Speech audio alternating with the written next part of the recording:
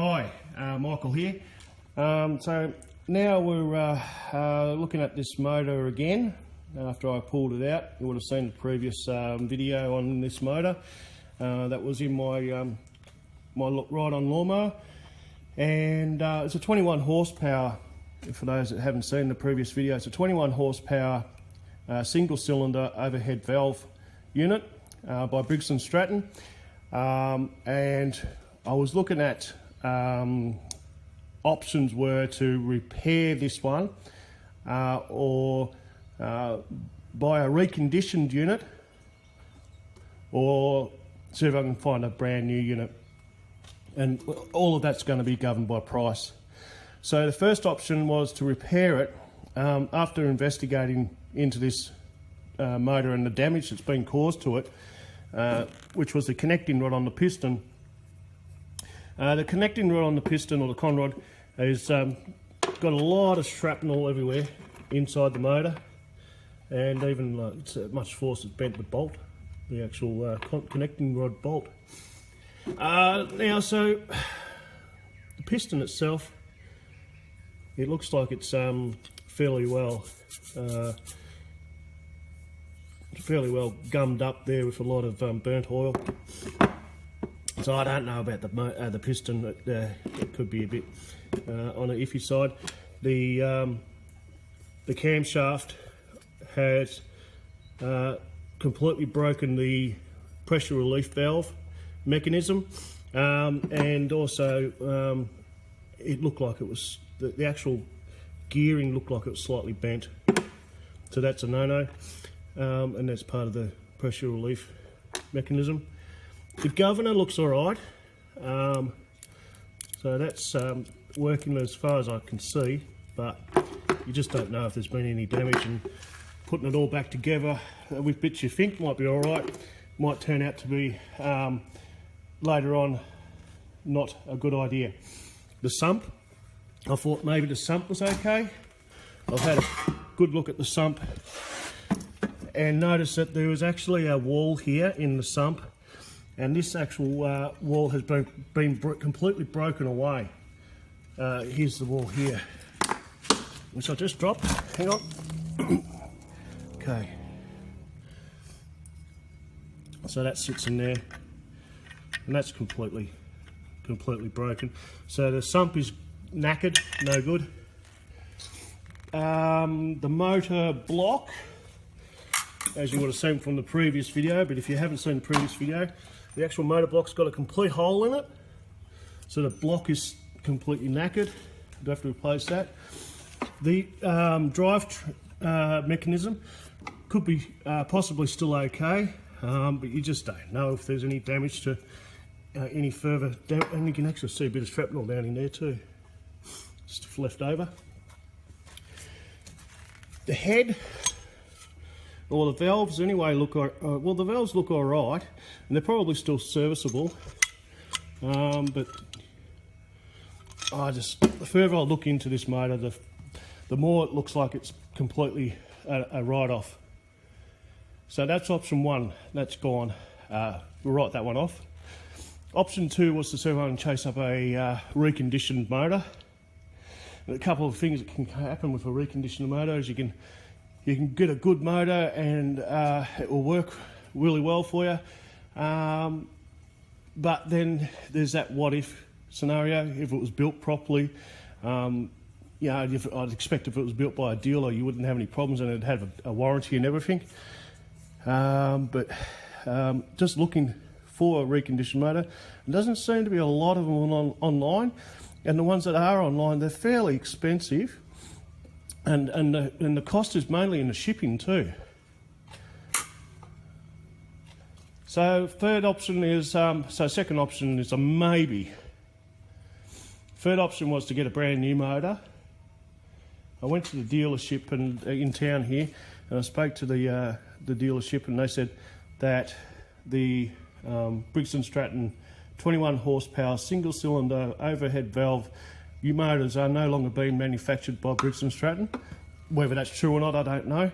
I did have a good look around for a 21 horsepower, and seems to be the case. I couldn't find anything online. I looked on Briggs and Stratton, and just nothing seems to be available for it in regards to a brand new motor. So that's about 6 months gone then, and so the third option was sort of out the window as well, because I didn't really want to put a 19 horsepower motor in a 21 horsepower unit, because I'm going to be, I mean, it's not much, but it will be under power in the unit, and I just didn't want to have to put extra stress on the motor, because this is a hydrostatic drive, so both wheels on the back here are hydrostatically driven. Then you've got your cutting deck as well, so that's be a lot of stresses on the motor, and I thought I'd rather put another 21 horsepower in if I can get it. So this ride-on's been sitting in my shed for 8 months probably, thereabouts, just sitting like this, waiting for me to do something with it. So the other day, the wife says to me, "What is the motor that you're looking for?" And I told her it's a 21 horsepower, Briggs and Stratton, single cylinder, overhead valve. And she looked it up and she found one, brand new motor. It's new old stock. So the dealer that had it was 500 kilometres away from where we lived. And I jumped right on it. It was, price-wise, was a lot cheaper. It was half the price of a brand new 19 horsepower motor that I'd been quoted from the dealer locally.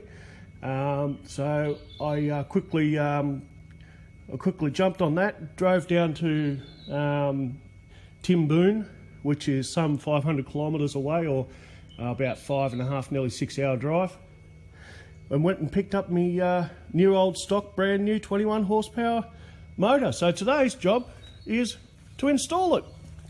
I've got a bit of house clipping to do though. First of all, I want to get rid of this old fuel. These twin fuel tanks have had fuel sitting in them for a good 8-9 months, and fuel goes off. So best not to use old fuel if you can avoid it, or if you know about it. And I know about it, so I'm going to get rid of it. So at the moment I'm decanting the old fuel into a jerry can, and I'll clean the deck up as well, the engine deck, that is.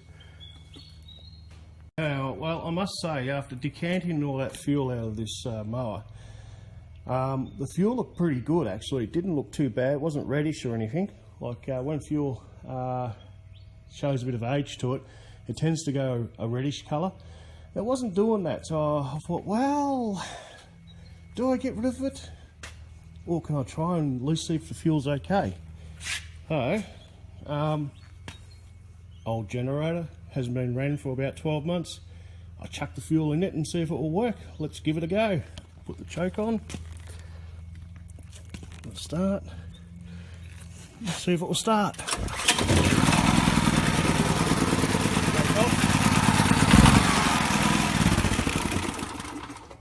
Maybe not. Try again.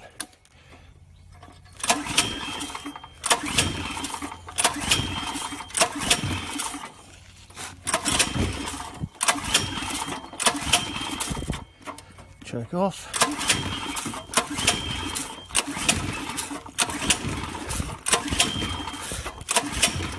Yeah, so it just shows you that even fuel that looks okay is probably knackered.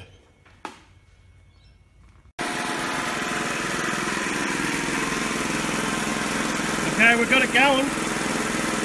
Seems to have just been an issue with the fuel in the bowl. Just drained a bit of the fuel out of the bowl and tried again, and it's working. So there's probably nothing wrong with that fuel at all. It didn't look too bad. I'll just switch this off.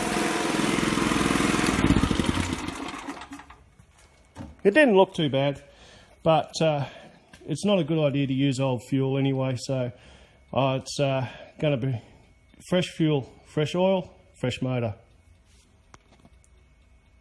Okay, our engine deck is now all cleaned up as I go and kick the fuel can.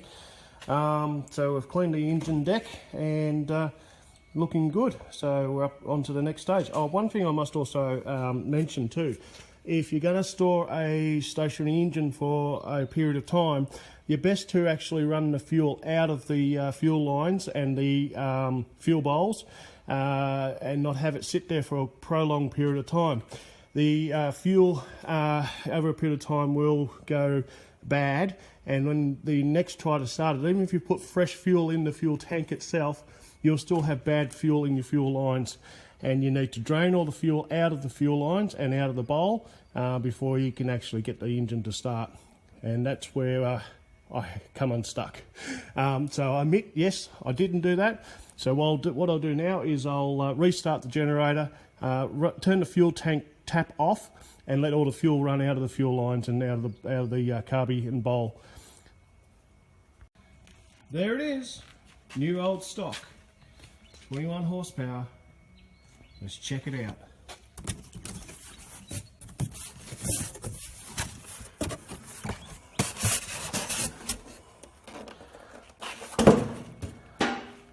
That's the one.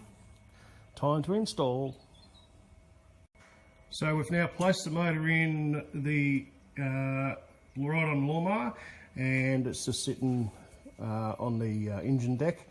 Time to connect up some cables. We've got the cables here that are the same as what's originally on the old motor. Just got to swap them over, well, connect them up rather, I should say. The positive starter motor wire to the starter motor, the earth wire to the motor. We need to install the exhaust. Exhaust needs to be installed. And then we need to bolt it down to the chassis of the engine deck and connect up all the drive gear. So that's our next step. Hi everybody, Michael here. Day 2 of the installation of the new motor into my ride-on lawnmower. Day 1 didn't quite go to plan. Got called out page to a bushfire and went off to that and didn't get home till late. So day 2, what we've done with day 2 is we have completely wired up all the electrical. We've got the fuel connected up. We've got the motor bolted to the chassis. I installed the old exhaust from the old motor. The new exhaust that come with this motor was a bit smaller, and the shroud that goes back into the place wasn't quite fitting right, but that's all right. There was nothing wrong with that exhaust. What else have we done? We've connected up the throttle cable. We've put oil in here now, so I've checked that. I've put fresh fuel into the system. Oil's fine. So I guess, also we've put all the running gear back into place and tightened everything up there. So we're just about ready to try and start this thing. See how we go. Wish me luck. Okay, here we go. Let's hope there's enough juice in the battery to kick it over.